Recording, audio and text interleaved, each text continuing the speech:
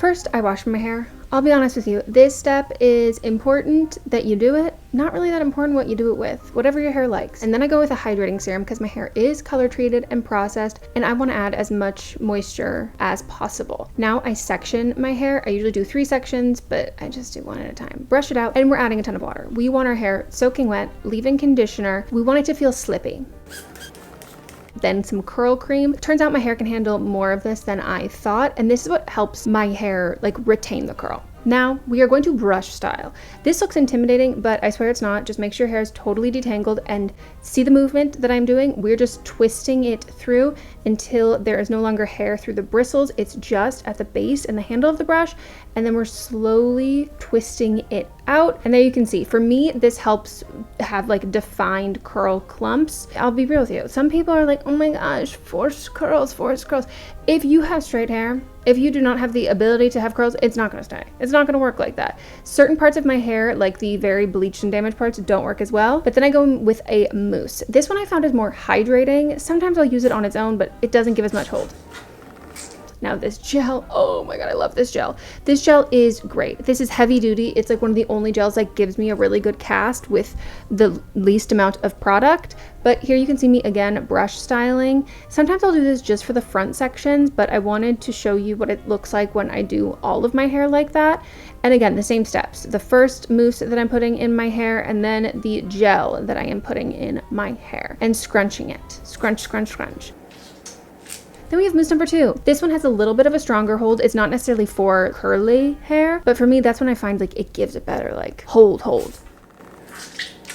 We're all done with this section, and now we're sectioning off again. And this is the PEMDAS. The order of operations, the same thing we are doing for every section of my hair, even if I don't show it. But just know that the only products that are in your hair when you are doing the brush styling are the leave-in and the curl cream. We don't do that with gel, and we don't do that with mousse in our hair.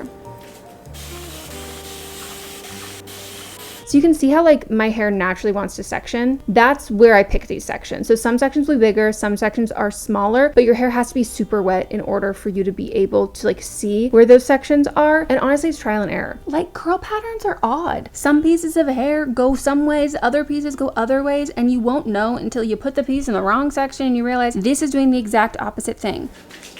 Think of it like a ribbon. If you curl it the wrong way, it just gets like even straighter. Your hair is gonna do what your hair wants to do. You just have to figure out what your hair wants to do. Because just like a ribbon, when you curl it one way, you get a perfect ringlet. And if you do it the opposite way, the way that it doesn't want to go, it's just flat and straight, and it doesn't work. This is another section, and now I do a even smaller section for my front bits. Again, it's the same thing, we're brushing it out, but this time I'm not really doing like half and half. I'm just kind of doing everything back, like away and back from my face. I will tuck in any layers that I have. I don't worry too much about that because they kind of just go where they want to go. Now we're really wetting the front section. For this part, this is still like a learning curve for me. Sometimes I will literally just do one big bang and it works, but like the most I would say I do is like 4 sections. I try not to do like a distinct part right in the middle, but hey, sometimes I do that. And this is the part that I would say has the most like variation of how well it turns out, but that's just the learning curve. We are scrunching, scrunching, scrunching, scrunching. We are not running our fingers through the curl clumps. We just are like grazing it.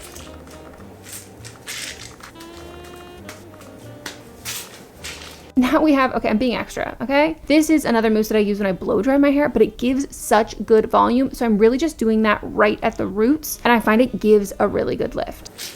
And then we have another volumizing product. I know some people have like a very low maintenance routine. This is like not my low maintenance routine. Then we plop, which is basically just tying your hair up in a cotton t-shirt for like, I don't know, I probably do like half an hour. Some people do 10 minutes, some people do more or less.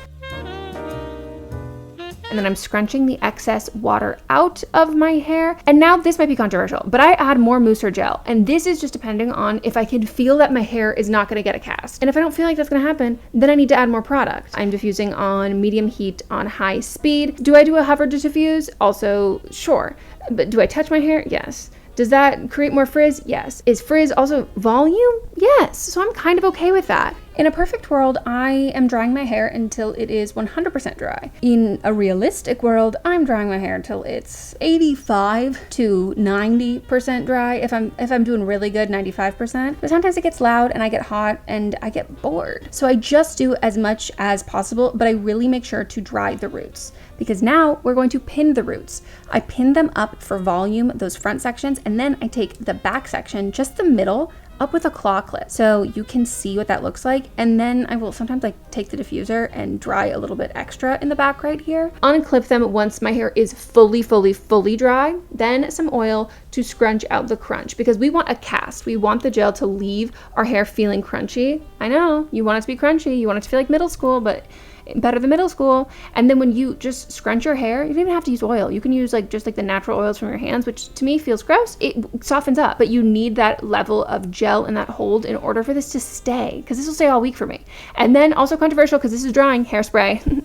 Your girl likes volume. What can I say? But look at that. How good does that look? I think once I really started realizing that my hair could handle more product, my hair started looking better. The curls started clumping more, and sometimes you need less product, but hey, sometimes you need more, and sometimes you realize your hair is actually a bit curlier than you originally thought. But that's it. How cute is she? Here I am just like futzing with the front pieces. And also, if you want to use a curling iron to fix your front pieces, you will never get any judgment from me.